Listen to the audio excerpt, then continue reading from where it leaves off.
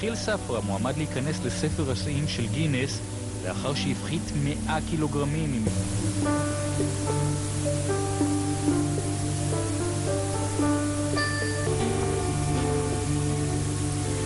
אני יחיאל ספרא, גם אחרי שרזיתי 100 קילו בעזרת התערובת הסודית שלי, אני ממשיך לאכול ממנה.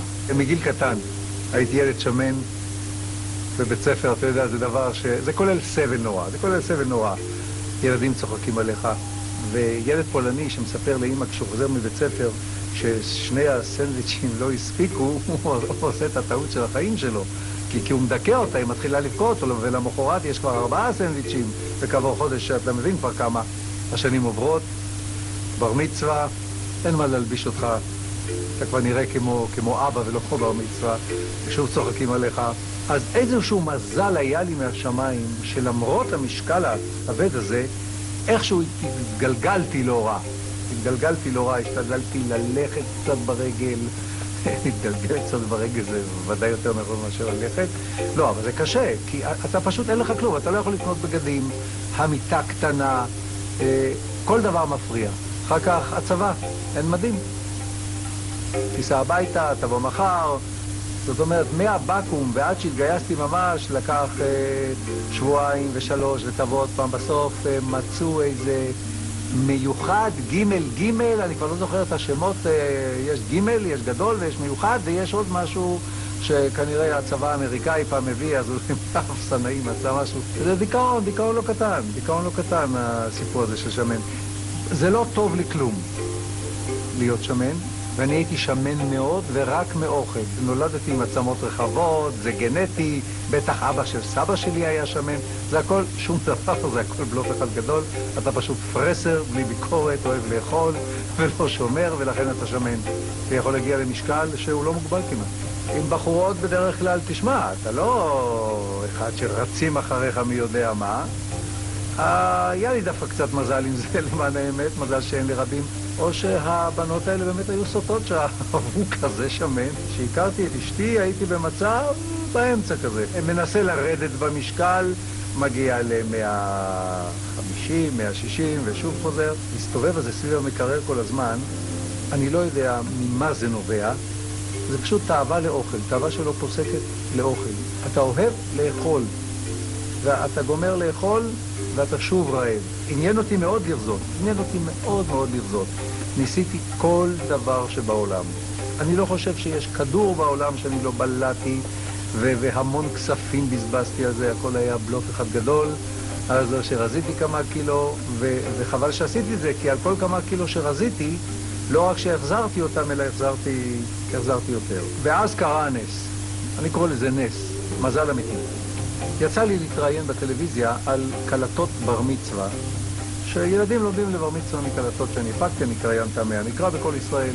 היה רק ערוץ אחד, כולם ראו, והיה פה גם מפיק מאמריקה שגם ראה את זה, טלפן אליי, ולא אני חייב ותודה על כל ההרזיה הזאת, ואמר לי, בוא נעשה את זה באמריקה, אבל בווידאו.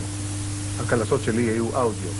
אבל הוא אחד שמדבר ישירות, זאת אומרת, אין לו שום טקט, הוא אומר לך, אבל תראה, אני מוכרח להגיד לך, אתה נראה כמו מפלצת. אתה תפחיד את הילדים. אם תרד איזה 500 קילו, אנחנו עושים עסק.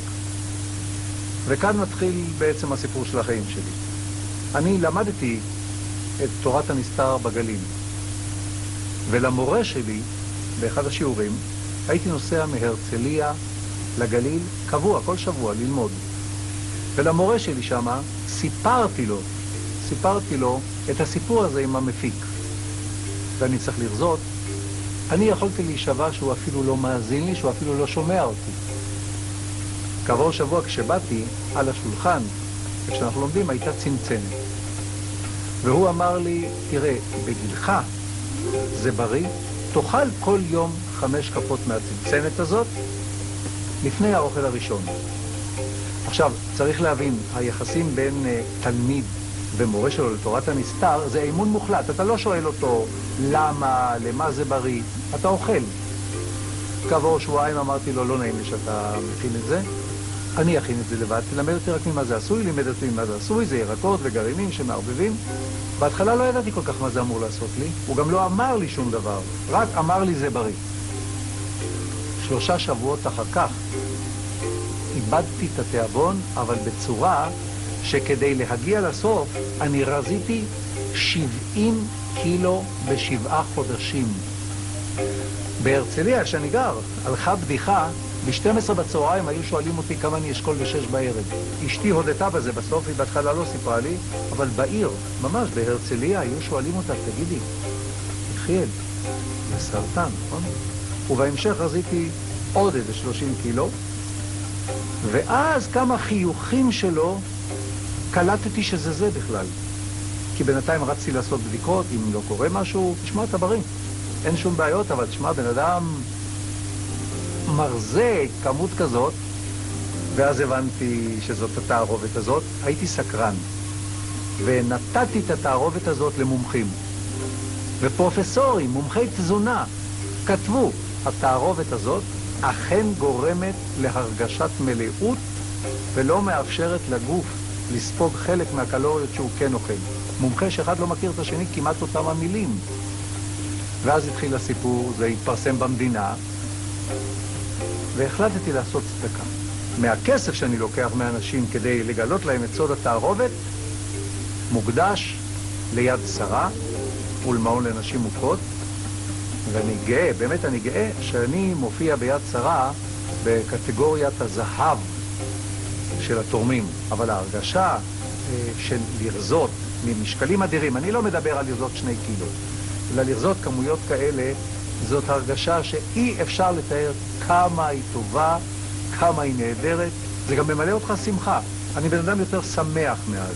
לתקופה שהייתי שמן אני לא מתגעגע, ממש לא מתגעגע, ולכן אגב, את התערובת הזאת אני ממשיך לאכול, אבל רק פעמיים בשבוע, כי לא צריך יותר, אני באמת לא רוצה לרזות יותר, לא צריך.